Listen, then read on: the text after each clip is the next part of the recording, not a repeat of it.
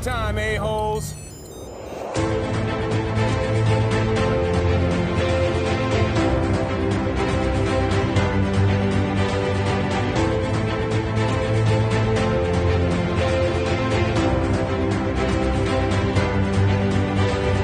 Welcome back to A Stark Contrast, where we discuss the differences and similarities from Marvel Comics to their MCU counterparts. And we are your hosts, Geoffrey and Dai. What's up, everybody? Hello. And today we're going to be taking a break from our normal character study episode, and we are going to... We're gonna actually dive into some questions that we've received from listeners across the board, regarding not only previous character study episodes, but also just in general. So it's gonna be kind of fun. I'm dubbing it the Mini Marvel free-for-all. Yeah, I'm very excited to just answer whatever questions. Yeah, so this should be an interesting one. As always, thanks to everybody who's tuning in. If it's your first time, hey, welcome aboard. If you've been with us from the start or just recently jumped on, we're glad to have you here. So we hope you enjoy this episode. I also want to mention very quickly, this episode is dropping 4th of July weekend, and in true Marvel fan form, we must say a happy birthday to Captain America. Oh, yeah. Who celebrates a crisp 103, who doesn't look a year over. I know. Fine.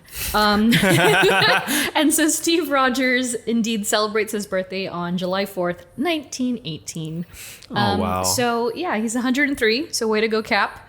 Some listener news for you, Geoffrey, completely new. We've officially made our place among listeners in Norway. So Norway, hello. No way. So happy to have you. I should have looked up a greeting. That's so tremendous, and I love that it's kind of going global. That's amazing. No, that's so cool. Awesome to hear. Oh my gosh. And of course our friends in the United States. I'm seeing more states pop up on the list of on the map itself, and it's just so cool. Oof. Touched. It's so great. Wow. And so before I dive into the questions and also, the other subject matters we'll be talking about today, I wanted to touch on the topic of merch. So first and foremost, we only had stickers because, they're affordable and we can just distribute them very easily. And so we offer those to our secondary Patreon tier. But I wanted to surprise you, Geoffrey. Oh, no. What? And so for almost my own satisfaction, I ordered some other merchandise for the podcasts that I'm going to show you now. Okay. I have no idea what's going on. And so now I'm happy to say we have some pins. My voice cracked. Some buttons. Wow. And some keychains. Oh, yes. So now we have some cool stuff. Oh. I ordered low amounts, so I think... I'm not sure how we're going to distribute these yet, but I have enough to make about 7 or 8 full sets with stickers, or we can just go free for all. I'm not sure yet. So we will figure that out. We'll figure it out. But oh my God, guys, these look so amazing. Cool. And again, oh my gosh. Thank you to Cody for making this incredible logo for us. Yes. And of course he gets a set for free. Of course. But yeah, aside that, we'll figure it out how we're gonna let these out into the wild. But surprise. So these are so cool. So cool. And yeah, so with that said, like we mentioned, this is all about questions that we received on Twitter, on Instagram, on stories, and Patreon. And also, by this point, Geoffrey and I have been to Avengers Campus both twice. Yes, true. In true nerd form. So we're going to talk a little bit about that experience at the very end. But for now, let's dive into it. Let's do it. All right. So we're going to take it back to episode 1, Iron Man. And so for episode 1, we talked about Tony Stark. And, we received a couple of questions regarding that character in particular. And so the first question comes from Patreon from Robin P. And she says, question about Tony. I am Iron Man Stark. Your speculation. Who would Tony be if he'd not been held captive, had an epiphany about manufacturing weapons of mass destruction, and ultimately changed the course of his life? Tony and Loki have similar personality traits aside from the Loki murder aspect, Both are self-centered and mischievous. Would Tony be a good guy without Iron Man? Thinking face. That is actually a very... I saw that too. Yeah. That was one of the ones I saw. Yeah. That's very interesting. Yeah. I think... Well, yeah, so it's because of when he got captured. That's when... Right. And we met with that doctor that helped him get him out. Mm-hmm. It was him that really kind of told him... That helped him turn... Guide the way. Yeah. So I just think it just would have taken longer for him to become Tony Stark Iron Man. Mm-hmm. I think he would eventually have that epiphany, but who knows if it was like, who knows how long after, how long it would take, you know? And how many victims it would have like, claimed. And I still think he would have just been the same person if his Humvee didn't get ambushed or whatever. Yeah. But interesting. Yeah, I don't know how long it would take. That would be interesting to see. Mm-hmm. Like, how long does it take for him to... How long does Tony Stark become this... How long is he going to stay this, like, self-centered billionaire playboy or whatever? I still think that there's a fraction... as much as I agree with you... Uh-huh. And you know how badly I want Superior Iron Man? Oh, yeah. I'm still going to say, you know what? Despite all that, perhaps if he didn't get captured, if all of that stuff didn't happen... Yeah. I think that there's potential that he could have ended up like his competition. He could have been that really like power hungry, money hungry, 100%. Entity. Yeah. Real easy, especially with how intelligent he is. And you kind of, not that he ever veers off of that cliff and becomes like a bad person, but he didn't have the greatest roots in some respects. True. Yes. But nah, I think for the most part, like I'm kind of like 40-60 with it. Like 40% he could have been bad. Like he could have just been bad, period. But 60% no. You know what? Like looking back, especially when you get more of the story with his father and not only in the movies but also in Agent Carter, you see more of how his father was, and he wasn't always about abandoning his family for work. He really was a family man. And, and I think that when it comes down to it, and his love for his mother, which is also another thing he has in common with Loki, is kind of like, he and the way that he loves Pepper Potts, in the MCU, I think that would have grounded him and kept him grounded had the other stuff not happened in that sequence. Yeah, and that was my next thing. I was like, let's say he doesn't get captured or whatever. Yeah. And like I said, like eventually down the line, he does have his epiphany, but like not right then. I think the person that would like change his like perspective on things was going to be Pepper at some point. Yeah, right. That's like my assumption. Yeah. Yeah. And so another question, we actually received this just after recording the episode, and I promised her that I would bring it back if we ever had a sort of like, melting pot of questions. And so on Instagram from I Know Beast, we got, why do you think the MCU didn't do much with Tony's alcoholism? Wow. Yeah. And so that's... Did I say alcoholism? Alcoholism? I'm so sorry. Yeah, and so... that's an interesting one. But this one, I'm not sure. I think it is going to be a matter of a subject of keeping the movie PG-13. You think? I think that's what I'm leaning forward towards too, because it's like if you attack it too much. Me being like just like a filmmaker, like I feel like the MPAA would be like, that's very dark. Boom, rated R. Now, do you think because throughout the films you see Tony indulge a bit, not outwardly, but I feel like of all movies that if we were going to even look at how that affects a person, Iron Man 3 would be the one. But I don't consciously remember him drinking in that film at all.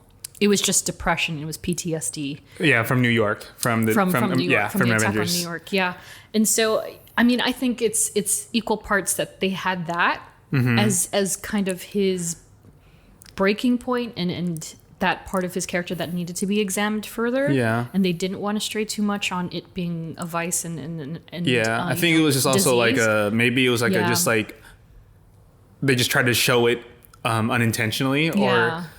They don't have to show it, but it's like, okay, like the way you see that his lifestyle is like in the first one where he didn't even show up to get his award, and he was playing craps at the table. Yeah. He's a smooth talker, so you just assume that, okay, this guy, he's got a slew of vices, this guy. And also, I mean, you know, with all due respect to Mr. Downey too, I mean, he had some run-ins with his own personal life. Like, why would he want to put that on screen if he's trying to, trying to move away from that part of his life? So I wonder if it's equal parts that, like, and also they just didn't want it to command the story. Too much. I mean, And I kind of side with that. I think it's like it was like a movie decision rather than like a character decision, in my opinion. Right. So I don't think it was just like a huge deal. But I imagine in the comics it's like it's heavy. It's very heavy, very present in the comics, and something that that is almost innately attached to Tony. Got it. So it's much more. I imagine Kevin Feige talking with Jon Favreau in 2007 or whatever, and they're saying, and that comes up, that topic of like, should we show Iron Man's or Tony Stark's, alcoholism, and it's like, I can imagine Kevin Feige being like, let's not. Yeah.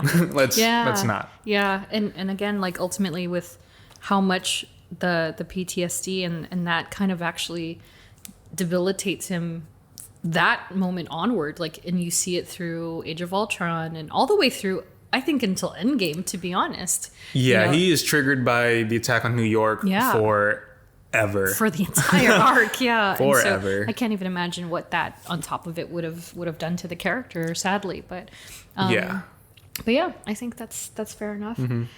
And so now we're gonna coast into Captain America episode 3 with a question from Patreon, courtesy of Robin P. She says, I never understood why Cap needed a helmet. Doesn't seem to provide protection. Does Cap need to protect the old noggin? And it's not to protect his non-existent secret identity. So why? And I think this is purely aesthetic. Oh, well, maybe not purely, but it's very heavily aesthetic because where he's coming from. Like him, like... He's a soldier. Like in the movies or in both the comics, like just in general? Yeah, in both. Okay. Yeah. I mean... Because, he doesn't need to protect his identity. I think it's just like, it's the soldier way. It's a soldier way, right? Yeah. And even in the MCU, and well, both actually, the MCU and in the comics, he has the different wave of outfits. Cowls. Yeah, and different cowls. And, we discussed this in episode 3 about how Chris Evans didn't like the first one. cowl. The very first one, he was like, how did I make a whole movie with this thing? And so I think it's more of a thing that kind of he carried with him from inception of being, of becoming Captain America. And it was kind of like it kind of, and it the Dora Milaje, for instance, the actress that plays Ao, she even says, like, in the behind the scenes featurette, that even though they hadn't played those characters in some years now, that putting on the garb immediately like puts you in character. And it makes them stand different, and their posture is, and so I feel like that kind of vibe goes consistent with Cap, for instance, and he feels like, I'm not speaking for Chris Evans or anything, but for Cap in general, I feel like perhaps when he puts on that suit and he puts on the helmet, and I'm sure the helmet is like last, and 100%. That's like the final piece, and that just kind of like activates the soldier in him and that will in him as a superhero. I mean, my favorite Cap costume and Cap outfit in any of the movies is the Nomad. Yeah. It's my favorite. Hands down. Favorite. The beard, the hair, the part of the scaly part of the suit slowly trickling in right before, Endgame. I was like, oh yeah. And I mean, as far as him not needing it, he is a super soldier. Technically, he doesn't need it. But that's not to say that super soldiers aren't invincible and they're not immortal. Yeah, they're not. So I think that's a thing that people need to remember is that, like even Loki, for instance, is a god, but he's not the immortal type of god that he can just come back. There's only a handful of those. Yeah, and so that's a whole other family of superheroes and supervillains alike. But yeah, I mean, aside from the keeping his hair under wraps and all that, I mean, I don't think he necessarily needs the protection, but it is, who knows? Someone might try to take a headshot to Cap and he'll be glad he had that helmet on. True. Yeah. You never know. Never ever. I mean, again, he did die in the comics a couple of times. Rip. Rip. And then another one for Captain America from Patreon patron Laura C. She says, the other day, Facebook showed me the outraged post I made 11 years ago when Chris Evans was cast. I said, what if they want to do a Fantastic Four Avengers movie? What a boob. I take it all back. Chris Evans is Steve Rogers. Yes. So, 100% agree. And, we kind of had similar responses when he first got cast. At least for me, I was kind of like, what? Wait, Johnny Storm. What? The guy from Not Another Teenage Movie. That's how I know Chris Evans. Exactly. And I mean, who's to say that, people have asked Chris, hey, are you coming back as Captain America? Are you coming back? And he's like, no. What if he's like in his head, but I am coming back as Johnny Storm for Multiverse of Madness? I know, I was gonna say, but I made a joke that to die, like when they started talking about like multiverses in the MCU, I was just like, what if they get like the alternate universe of like MCU or Fantastic Four, and they have Chris Evans play Johnny Storm? Oh my God.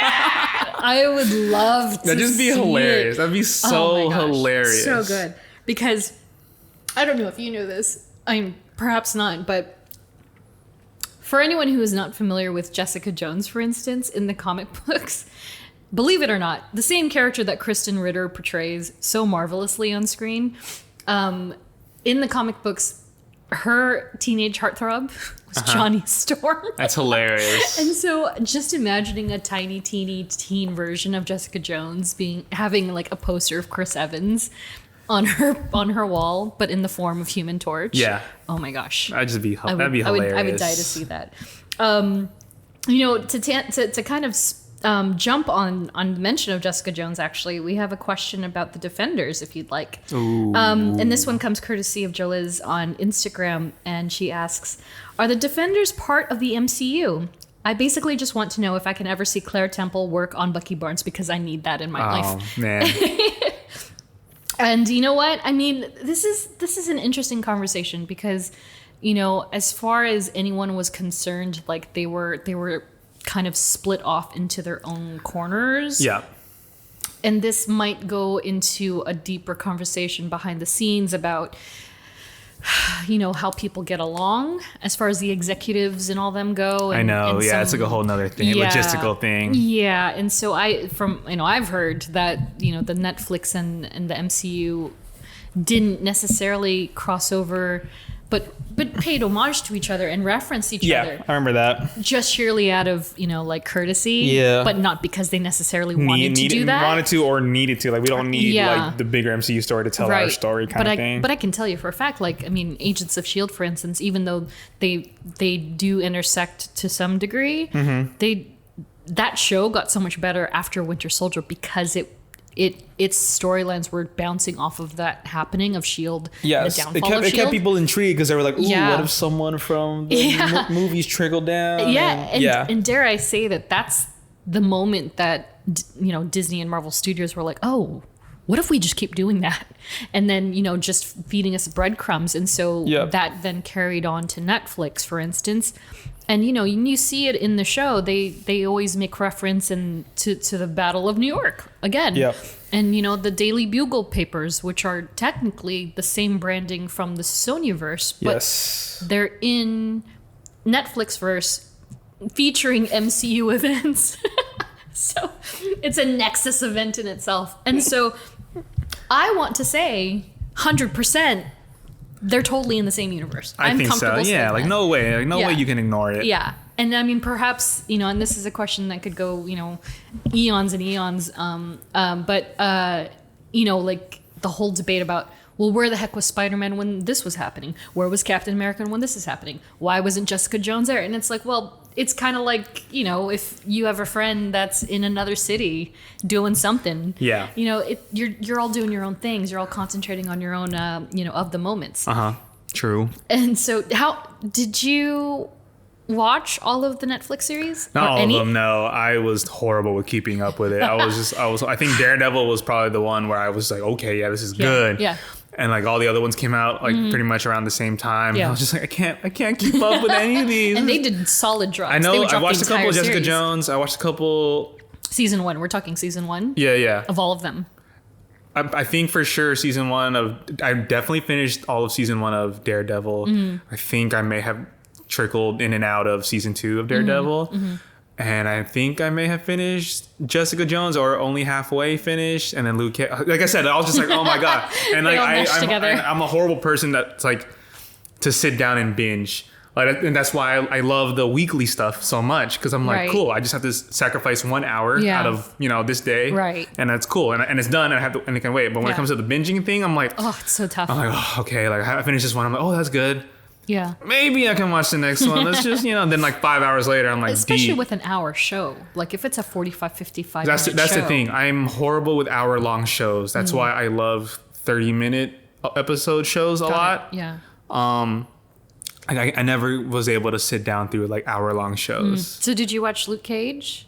I did watch a couple of Luke Cage too. Did you watch Iron Fist? Iron Fist? I did not. I didn't give it the I'm time. going to be real. Not many people did. Yeah. I did. I definitely watched I the think entire thing. I saw it came out. Yeah. But then I heard I saw like reviews and everything. And I was like, tough. oh, interesting. It was tough. Yeah. There was a lot of reasons why it was so tough. Like in compared general, to Luke Cage, Jessica Yeah. Jones, and Daredevil, Yeah. they were just like, what the They pushed that baby out. Like he was not ready. Damn. Like I believe That's tough. I remember reading that Finn Jones, who plays Danny Rand on the show, he was learning martial arts sequences, like an hour before taping. Like that's how the force worst. was Yeah, pushed out. and people don't see that. And like, people don't know. yeah. They just watch the first two Yeah. episodes. They're like, yeah, this is Definitely a good. money thing. Yeah, This is definitely a money unfortunately. thing. And it got better, but I do, I hope they bring him back or bring the character back. Yeah. So you didn't watch. That means you didn't watch Defenders.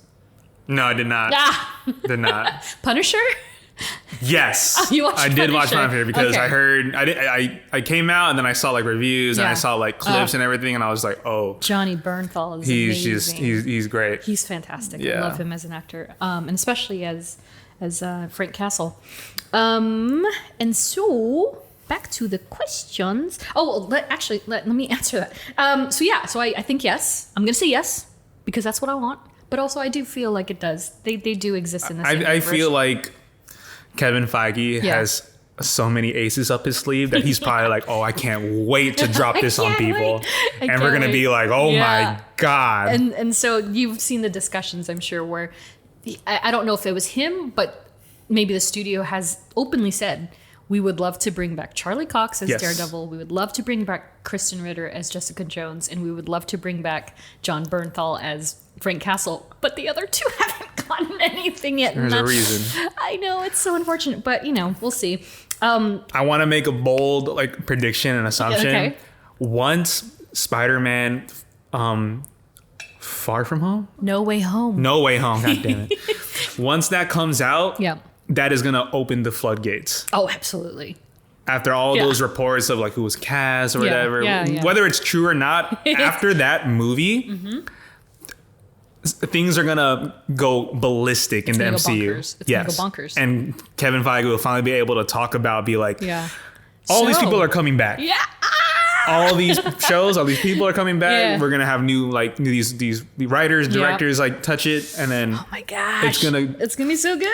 what we know as an Infinity Saga, Yeah. that will not even be like what that'll be like minuscule to what's blip. gonna A happen. blip in What- the what- galaxy. Yeah, Oh my gosh. especially after Eternals 2. Eternals. Yeah. Ooh, which is a huge one.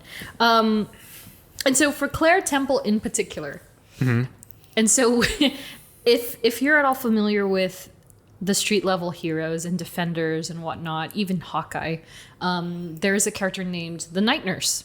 Okay. And so for Netflix in particular, I feel like Claire is very much that character. Her name in the comics is actually Linda Carter. Does that sound familiar at all? Linda Carter. Yeah. No. So I believe that's the name of the woman who portrayed Wonder Woman Okay. in the original 1970s, 1980s Wonder Woman show. And she was also in Wonder Woman 84, Linda Carter. So she... Oh wow. She's not necessarily based on her, but Okay. it's kind of a funny homage name. But anyway, she's the night nurse. That's Claire Temple, essentially. Would Claire Temple, like take care of Bucky Barnes on a random night? He gets shot in the arm. Hey, totally. Maybe. Why not? Yeah. Why not? So yeah, I hope Julius, I hope you have that mental picture in your brain. Who knows when it's gonna happen Who or if knows? it's gonna happen? But Hey, yes. you never know. And so now we're gonna skedaddle over to episode 4 with Scarlet Witch. And another question from Laura on Patreon. She says, I loved this episode very much. Steven was talking about the Hawkeye initiative after my question, and this is my favorite post. And I got a link here to do you remember, did you ever see the Hawkeye initiative, Geoffrey?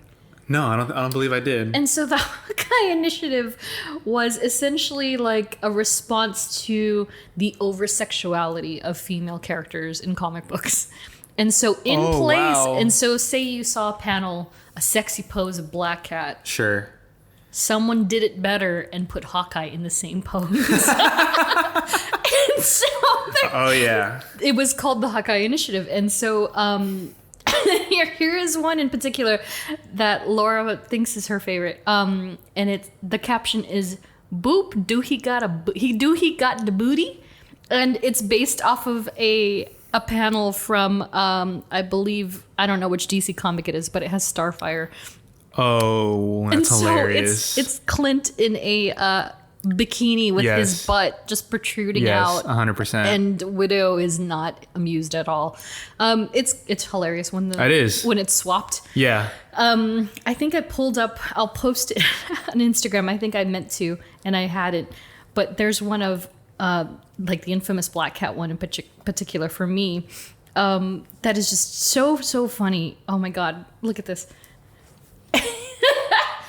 And it's based I mean, yeah. I get it. Right? Like, Yeah. If Black Cat can do it, why can't Hawkeye can't? And I love this. There's a little, What kind of pose is that anyway? right? Jesus It's Christ. like this very like sexual, sensual pose of Black Cat like hugging a building edge, and then Hawkeye is in the same position with his bow and arrow, and then it has a tiny Agent Fury on the corner saying, "What are you doing, Agent?" That's great. So the Hawkeye initiative is actually quite good. And so, so that, I mean, that wasn't necessarily about Wanda, but no, yeah. it is a comic from I that, remember it's Steven so good. talking about that. And we Yeah. were talking about like when it came to like Wanda in the comics and everything. Yeah. the over-sexualization of the females. It's a constant problem, but hey, we get some justice here and there. And I mean, and Scarlett Johansson just talked about Oh, did she? that. I For don't know Black if you Widow? like, saw. She No. did like an interview or whatever. Yeah.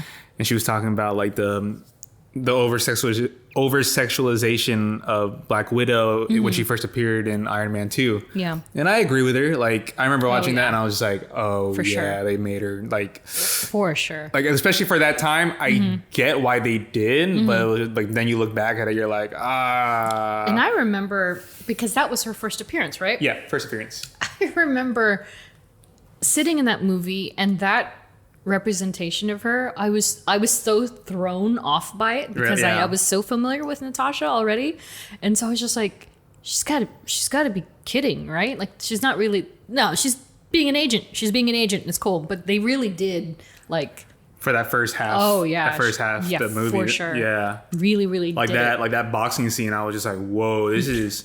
Yeah. I mean, as a guy, I was like, okay, yeah, she's kind of sexy, yeah, but I was just like, Yeah. there's got to be more to this. Like, no way, Yeah. you're gonna have Scarlett Johansson just play this role in this Yeah, movie and no that's way. it, And I'm so glad that she, inevitably played so much more into Natasha as an agent and being able to use that. And that's like, it's basically a widow power, is that she has this, irresistible. I mean, yeah, she's a double agent. She can get whatever she wants. She can do whatever. She can manipulate any which way she She can needs to. swindle anybody. Exactly. And so, thank goodness there was more to that. Yeah.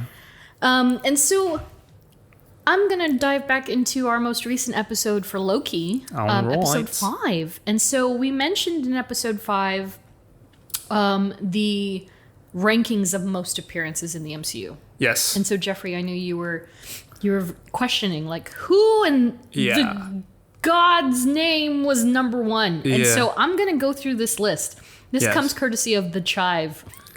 Oh yeah. And so we're going to go through the top 20 characters in the MCU. Wait, is this top... No, top 20 most appearances. All right. And so we're going to start with number 20. Do you have any idea? So this is the least. Least appearances so far, as of... And we're, March and we're 2021. talking about titular heroes. Correct. As far as I understand, yes. Oh my gosh. I'm not going to do this with everybody, just this number Who's 20. only had like one movie. But that's the crazy thing. It's not like that at all. Okay, we're gonna have to go through this. Okay, tied with 5 appearances each Yes. is Peter Parker Spider-Man, Yeah. Agent Phil Coulson, Rip. Hemdall, Oh, but he's Heimdall. Okay. Heimdall, Yeah. Heimdall, Wanda Maximoff, Scarlet Witch, and this is not including TV shows as far as I Okay. understand. Yeah. For sure. That makes sense. And so those 4 are tied for least amount. Okay. So yeah. that's That still makes pretty. sense. Yeah, because Wanda had a very small role. Yeah. In the movies that she was in. Yeah. Peter Parker. Yep. Came late. Yep. Phil Coulson. Yeah, he's only been in a couple. Which is funny because like Coulson had such an impact on so many films. So 'cause Before veering off was into- he was in Thor, Captain Marvel, first Avengers. You're missing 2 more. Iron Man 1. Yeah. One more. Oh. You got this. Thor, not Thor 2, no. No? He died in Avengers. Rip. And the only time after that, after he Iron Man 2. Oh, it was Iron Man 2? Yeah. Iron Man, Thor, Iron Man 2, The Avengers, and Captain Marvel. Which, by the way... Oh, that's right. Oh my God, because he dropped off the box at the house. He was Yes. like, I gotta go. Yeah, and then she was like, Phil. And he's like, he's Phil? He's like, why is his first name is Yeah. Agent? Agent. So, yeah, Phil Coulson's had a pretty big stake in this all. Okay. And then the next up, with 6 appearances each, Agent Maria Hill, Clint love her. Barton, Hawkeye, Really? Happy Hogan, Okay. Falcon, and then... Oh yeah. Okay. I was gonna be like, what? yeah, Loki, and Bruce Banner, Hulk. Okay. Yeah. So they're all tied. that makes sense. Yeah. Bruce Banner makes sense. Yeah, it's wild. And then let's see, 1, 2, 3, 4. So this next tier, with 7 appearances in the MCU, All each right. pre-Disney Plus, Winter Soldier, Bucky Barnes, Whoa. Okay. Natasha Romanoff, Black Widow, Yeah. Okay. Pepper Potts. Oh, okay. I feel like for some reason you would think Pepper would be in the least amount. Right. Yeah. Honestly, but she's had so many I know. tiny cameos too. And then Jarvis / Vision with 7 appearances each. Really? Yeah. Vision? Or because it's counting Jarvis too? Yeah, they're Okay, counting okay, Jarvis okay, too. okay. So if you don't count Jarvis, I would say that he's not even on this ranking. Because Jarvis... He's in Iron Man, Iron Yeah, Man 2, Avengers. and then Jarvis left in Age of Ultron. Yeah, because there are Okay. 4 movies. He's Jarvis Yeah. of these 7. So Yeah. So basically Paul Bettany. We're talking about Paul Bettany. And then for let's see, okay, I think this is third overall, but with 8 appearances each. Mm-hmm. James Rhodes, War Machine. Okay. Not counting Terrence Howard? I know. No, but they did. They did count. They count Iron Man 1, so it is counting Terrence. Yeah, it's not just Don Cheadle. So all due respect to Mr. Terrence That's Howard, funny. but the OG Rhodey, for those of you who aren't familiar, Rip. before the recasting. So Rhodey is tied with Thor. Okay. Oh, with Thor. That's it. Those 2. They're tied for 8 appearances each. 8 appearances? Yep. And then next Okay. on the ranking for 4th place, whatever, with 9 appearances. Okay. In the MCU, Steve Rogers, Captain America. Wow. Okay. I can't believe this. I really ranking. This thought is Pat would crazy. be higher up there. You I thought- really yeah. did. And so he has 3 people on top of him. Nice. So 3rd place, most MCU appearances, with 10 Okay. under his helm. Tony Stark, Iron Man. Real? That's 3rd? 3rd overall. What? Yeah. So that counts for Iron Man, Incredible Hulk, Iron Man 2, The Avengers, Iron Man 3, Avengers, Age of Ultron, Yeah. Captain America, Civil War, Spider-Man Spider-Man. Homecoming, Avengers Infinity War, and Endgame. Holy moly. Okay. And then in second place overall with a furious 11 appearances Nice. is Nick Fury. Okay. Yes, that makes sense to me. With basically all of the ones that I listed for Iron Man with the addition of Far From Home. Okay. Crazy. Okay. And then Number 1. I'm genuinely like confused and concerned. I'm like, why? Okay. once you realize who this is,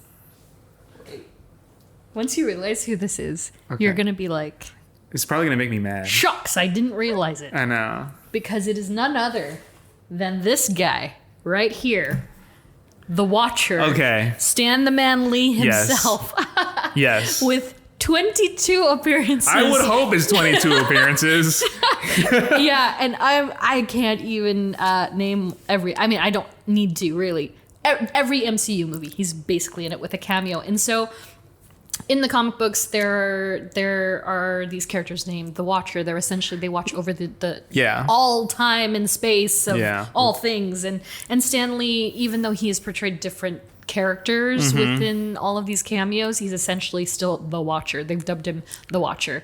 And so I pulled out a little tiny toy from Guardians of the Galaxy 2 where Stan is in his little spacesuit and he sits with the 3 Watchers that are on, the planet, the moon, where I forgot where they were. But yeah, so Mr. Stan Lee. Rest in peace to the god himself. Yeah, the Watcher. I do like how they're bringing back like that Watcher character back. Yeah. With the what if. For what if. So like that's cool. I can't wait for that series. That's a very exciting series. And as a fan of the What If comic books, that's huge for me. I'm just like, I can't wait. And not that they're going to be full on adaptive of the comics, but I just love how they're also using the voices too of the actors. So it's great. It's also going to be Chadwick's last performance as Black Panther. T'Challa, I know. Yeah. I know. So it appears that Geoffrey Wright will be Uatu. Yes. Geoffrey Incredible. Wright. He's great. I love him. Absolutely great. And so he'll be voicing the Watcher in the series, which is apparently coming out in August. August? Sweet. Quote unquote. They got to stay on Is that track. the next show that's coming on Disney Plus? Next show after Loki, and so we'll see how or if that rolls into it in some way, especially with the Nexus events and all of this madness that's happening. Yeah, it's going to be a fun summer. Oh, yeah. And then next we have a question from Patreon patron Ian What. And he says, let's talk multiverse. All right. And this is more of an exploratory question for you and I, Geoffrey. So here we go. There's a version of you out there that's a superhero with your same personality and mostly same life. What would they look like? Oh, God. Are they a spider person? A mutant? What does your suit look like?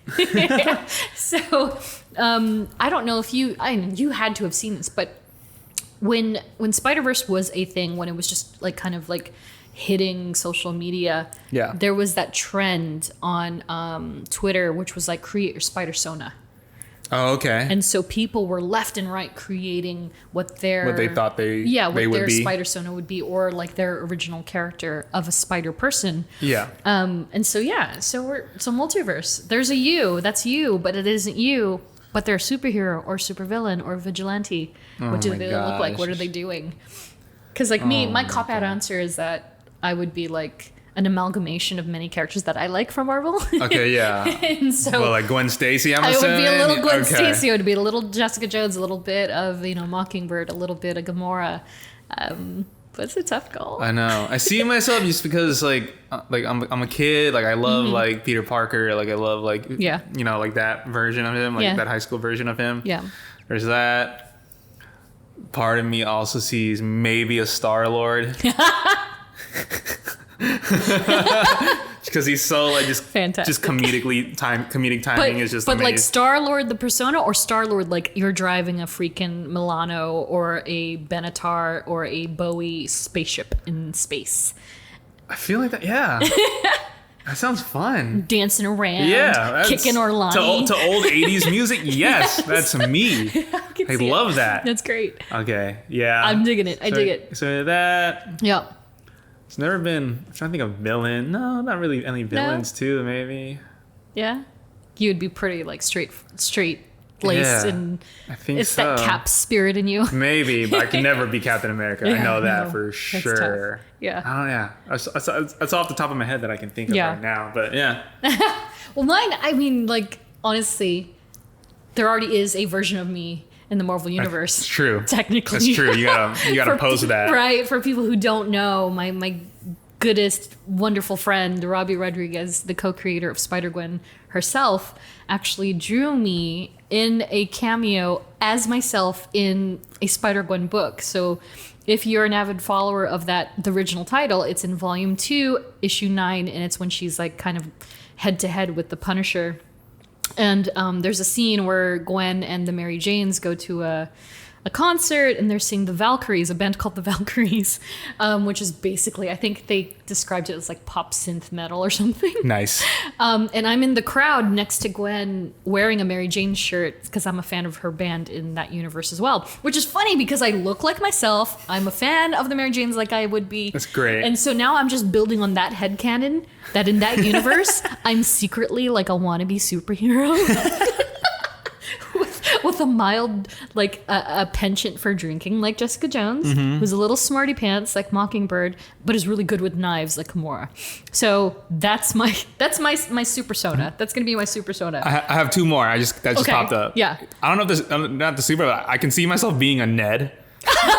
Like a Ned from the movies. Yeah, from the movies. Like I'm like your best friend. I'm your hype man. I'm like, oh my god, could you imagine? Oh, you're Spider-Man. I kind of love that. I want 616 Geoffrey to meet 65 Dai and just collide, and that would be like the best title. There we go. Then another one, I can probably see myself as Scott Lang. Really? Just personality wise, and then just trying to be like and just learn, and then like me like just being so fascinated with meeting Hank, and I'm like thank you for thinking of me. What is this? I see myself like that. Yeah, I could see a little bit of all that. Oh my gosh, imagining like in What If, for instance, it's like I believe T'Challa becomes Star-Lord. So in your case, I could see Scott Lang becoming Star-Lord with a pinch of Ned. Yeah, that's great. There you go. On Instagram, we actually put this poll up quite some time ago. And it was kind of piggybacking off of, I think, something Fandom posted. And they asked,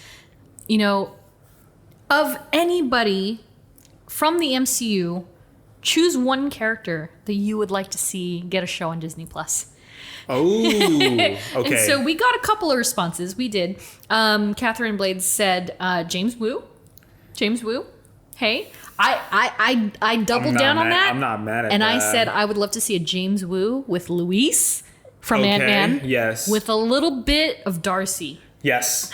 Agreed. Like wholeheartedly. The three like totally agree. Totally normal people that are just like, you know what, we live in a world of superheroes. Totally invested in that. Totally invested in that one. And then I believe it's Laura C wrote Shuri all day, 100%. every day, solving mysteries. Would love that. Doing hella science, sending Peter memes. Yes, would love that, but then also have the occasional Peter show up. Yes. Like that'd be so cool. That'd be a great kind of just like... I mean, what better way to kind of catapult Young Avengers than have these two Young Avengers together? 100%. And then Andrew wrote Drax, which would be interesting because... That is very interesting amidst all the reports the recently. Reports about our dear friend Dave Bautista talking about how he's done with Drax officially. I mean, I think he said it. He's almost 60. Yeah. It's only some, He's 60? He's not almost 60. Almost. Well, he's like in his 50s. No, he's not. That's what he said? No, he's not. I swear to God. Unless he was being exaggerated. He had to be. Oh my gosh. Oh, now I have to Google it. Oh my gosh. Dave Bautista is 52 years old.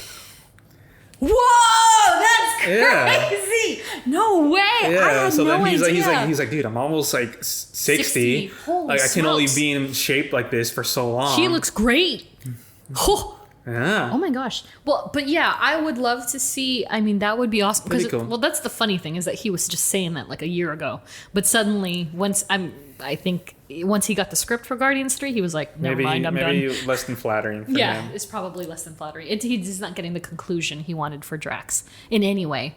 And this, of course, is after Infinity War and Endgame too. Yeah. Because I'm sure he had a picture in his mind of how that all went down for Drax.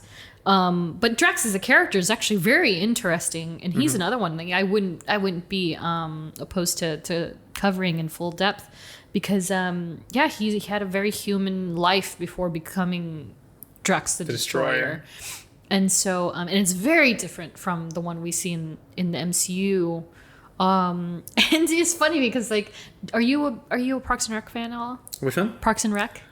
Not like But do you know? Not a huge one, but yes. Like, so Ron Swanson has this like alter ego where he's a sax man. He Yes. like, Yes, I know that. I swear to God, every time I see it in the comic books, because Drax loves the saxophone. Oh, Excuse he me. does? He absolutely loves the saxophone. He plays the saxophone. He played the saxophone in hilarious. his human form, and so every time they do an homage or like a like flashback to his human form playing saxophone, I think of Ron Swanson because it looks like him. I forgot his name, but it looks like him. That's hilarious. But yeah, so that would be an interesting show if he would ever do it. I don't know if he would now, but I think it's grueling for him to be in that makeup chair. yeah, I bet. I mean, it's easier now. Because I remember the Jesus. first Guardians, I Yeah. remember it was like 7-8 hours in Yeah. the makeup. Obviously, they got it down to maybe like And 3. have you seen him in the process? He has Yeah. to stand, and he has to stand with his hands, like his arms out. Yeah, I mean, obviously Oh my gosh. they've gotten it down now to like 3 hours, Yeah. but that's still It's a so long crazy, time. yeah. You have a call time at 9 a.m. Yeah. and then you have to be there at 6 to get Yeah. makeup. If even whole that, yeah. whole body too. Whole body. That's tough. So I don't blame him. Yeah, I can't blame him at all. So who would your one character be if you could pick anybody Like to a get show, a show? TV show? Straight up show. You could be 6 episodes, 4, 8, 12, whatever you Oh think. man, so what character do I want to would definitely just delve deep Mm-hmm. with? Whew, I definitely have my answer already. I know. Man, that is a toughie. Honestly, and it's crazy too because these are all movie stars. So to see them in like a TV show is honestly a whole kinda nother trippy, level. right? It's crazy. Yeah. Yeah, like seeing I kinda honestly, I think I do want to see Peter Parker. I think I do because That's a great so one, though. let's just go back to like the movies. Like all we've seen is the movie iterations, and it's always been like Uncle Ben gets killed, and then boom, he goes on this journey of self-realization. Yeah. Like, you know, Well, first off, would you want to see Tom Holland brave his Uncle Ben's death? yes, I want Milo Ventimiglia to be his Uncle Ben. I am seriously putting that out there in the universe. If it ever I happens. would love to see that. If it, But you would like but to see it, only yeah. if it was in TV form. Got it. In that episodic format, Yeah. because now it's like that happens in the first episode. Boom! Now you see You're this good. this like 5-6 hour journey of him being like, oh my gosh. You know what though? Now that you mention it, I almost see it like they treated Mandalorian season 1, where you get flickers of the flashback, and it doesn't happen until 3 or 4 that you see the full-on thing, and then it goes into the present. True. Yeah, that I could see too. them doing that. Yeah. Yeah. So it's like I would love only because it's episodic. If it was like a movie and they showed him Uncle Ben dying, I'd be like, no, we've Yeah, done this good. before. We've Yeah. done this already. That's literally like 1/6 give of the give me movie. give me more personality, Yeah. give me more emotion to it Yeah. rather than just like High school or college? college. Good answer. College. Good answer. I'm down. College. I support this. Like- Feige, make it happen. We've seen already Yeah. iterations of high school. Let's see him be Let's see see him him be a 21-year-old adult. Yeah. Like with like just very mature Yeah. problems rather than just high school like I wonder if it would be at all possible that perhaps, let's just say Tom Holland's done with films, done with Spider-Man films. What if the agreement is instead Sony and Disney Plus, Marvel Studios do the Spider-Man series, Yep. And they do take it forward. They do take it to college Peter Parker in that way.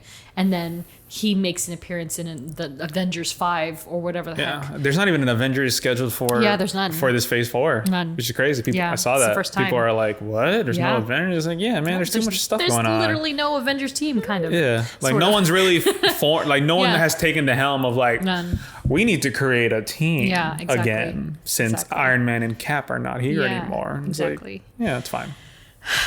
Well, surprise to no one, my choice would be Gamora and Nebula. I would love to have a That would be series a about Gamora great. and I think Nebula. it'd be like a Falcon Winter Soldier type deal, but very different. But not present. Past tense.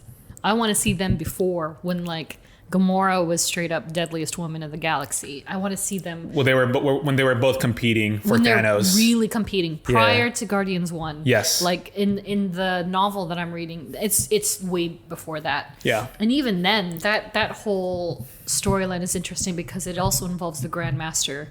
Oh, nice. And Thanos and, these sanctions on different planets. And, being a fan of Star Wars, in a sense that I would love to see these different planets and these different environments with those familiar characters and settings, like where they're just like, they hate each other, but they don't hate each other. They love each other, but they they're never also want to say deadly, that. and they're they incredibly deadly. And they go on these like planets with Thanos, and they're just ripping planets apart. Yeah, it's so interesting, and there's so much detail that they just haven't even touched on.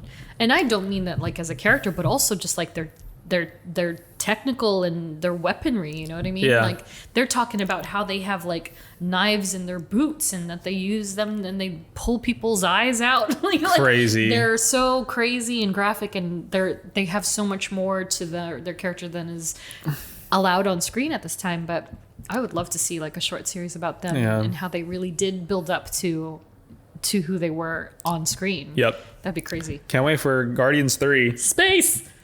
In space. Space, and then the holiday special. That I have no idea what to expect. Yes, that's crazy. Yeah, so I'm excited about that. So that would be mine. The next couple of questions are kind of character study based. We actually got a few of these in particular, just people who are just very curious, like about the episodes that are coming. Mm-hmm. And so, for instance, it might be a bit repetitive, but I'm going to ask both independently. From Ariel on Instagram, she asks, what characters are you most looking forward to covering? And also, are there any characters you refuse to cover? I saw that. That's very interesting. Yeah. Characters I want to study? Yeah. The first one that came to my head was definitely, I don't know, just Doctor Strange. You want to? I think I do. I'm very fascinated by his character after seeing like the first movie. Like, he kind of has the Tony Stark traits, but he's the mystic master of the mystic arts. There it is. So like that whole thing, and that backstory, and that's a whole other, because like there's like with the X-Men and Professor Xavier, for instance, and how he created his academy of sorts. Doctor Strange in the comic books also has his own, and it's the Magic Academy. I think it's Mystical Arts or something like that. He has his own academy, and so it's this whole other family tree of magicians and sorcerers and witches and Wiccans that we just haven't even seen yet. Yeah. And to even tap into that, as well as his background and Stephen Strange as a person. And he is kind of a dick.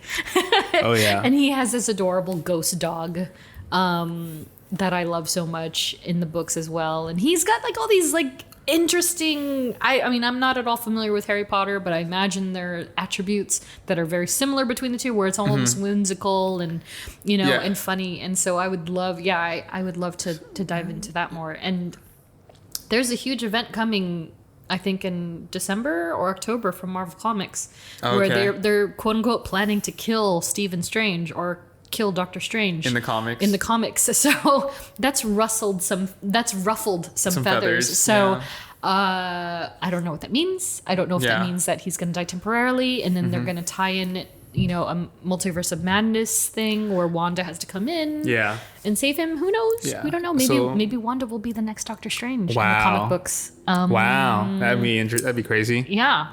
So that'd be wild.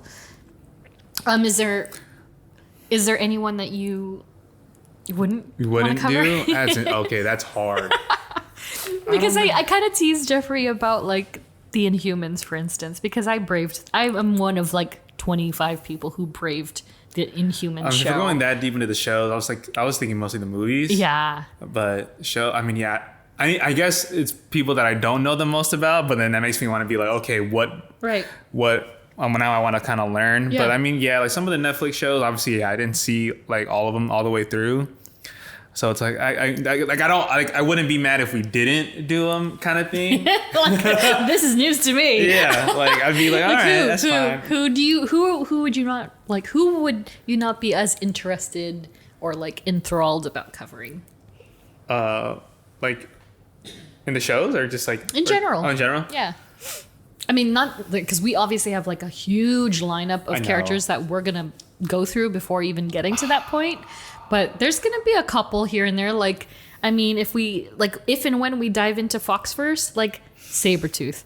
Yeah. You know, are we gonna talk about Tyler Mane and be like, you remember X-Men 1 and how he didn't say anything at all and he was kind of like a oh my god. Okay. Yes. I am trying to like think of like strictly the MCU movies of the 20 plus that have come out. Mm-hmm.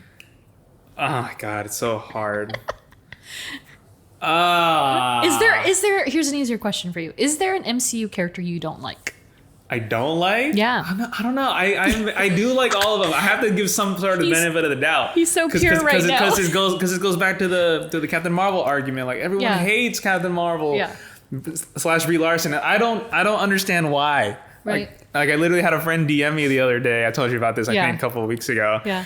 She was like, "Oh, I love Captain Marvel, but I hate the actors." And I was just like, I get it. I understand, but I'm also like, why? I'm also like, why? Like, I don't know. I follow Brie Larson on YouTube and Instagram and Twitter, and like, I don't know. Like, so do you have your equivalent of that dislike? No. I feel like no. I feel like you like everybody. Because I want because I'm such like a not a purist, but more of just like a.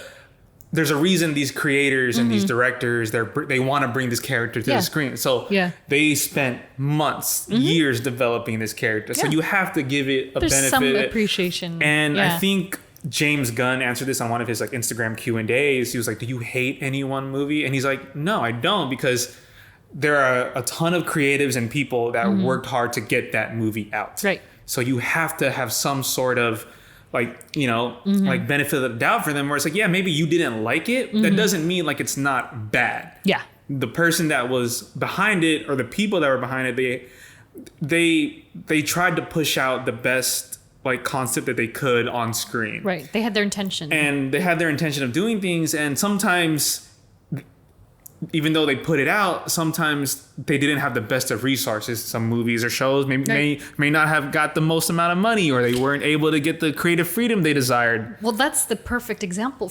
The perfect example of that is Inhumans. Like, like they spent like millions of dollars on the hair, and then by the second episode, they chopped it all off, and it never comes back for the rest of the series. And so that damaged the story, I think. Yeah, so that's why I say this to myself a lot. Like, I never dislike a film or a show, because, like, maybe I didn't enjoy it and it had its flaws, but you have to take it with a grain of salt. You know, you have to watch it from like a very surface level, like. And also, it's gonna resonate for different people. Like, exactly. What you don't like could inevitably be and is someone's favorite thing, with the favorite actor and the favorite everything about it. And so, like it's just going to mean something to somebody. But I'm also not saying that I haven't called a movie like, oh, that was bad or that was it. I'll say that, but I'll take a step back from it and be like, okay, why didn't it work for me? And so then that's when I'll start going into like, okay, like maybe this didn't work, maybe, and then we watch it again, or like there was this character and their trajectory over the course of this film or show, and it's kind of like, okay, so I always have to take a step back and be like, why did this not work for me? And then you read the reviews and like, okay, why did it not work for a lot of other people? So like I always try to like just keep things with an open mind, because I hate bashing on other like people's like creativity. So basically, no. There's nobody that you dislike in the MCU. Dislike? No. Like, you wouldn't mind talking about anybody. Huh? You wouldn't mind talking about I wouldn't mind, but there are also where it's like if we don't talk about it, like Justin Hammer. Are you like totally jazzed to talk about Justin Hammer I'm not like excited to talk about it. or Abomination? Like Abomination for like, instance. I'm not gonna be like, oh my god, yes. And I think with those kinds of characters who are more, sometimes they're less involved overall in the entire grand scheme of things. Yeah. Where they're really just supposed to be focused for a particular movie. Like, I think there's a difference between a Justin Hammer episode versus having a culmination of different villains or anti-heroes pulled together in one episode. And so I would say that let's talk about the villains of Iron Man 1, 2, and 3. Yeah. I wouldn't necessarily do a single episode on somebody like Justin Hammer. Abomination? Possibly. Maybe. Okay. Yeah. Like he has a little more presence to me. And also I just feel like in general with the films, especially with the new Shang-Chi trailer, where he's in the ring with Wong, of all people. If you haven't seen the trailer yet, it's fantastic. Oh my god, amazing. I am officially not watching anything else. Like I've hit my limit. That is too much stuff for me. Yeah. And I said this on Twitter recently, like they released a new trailer for the new Halloween movie, for instance.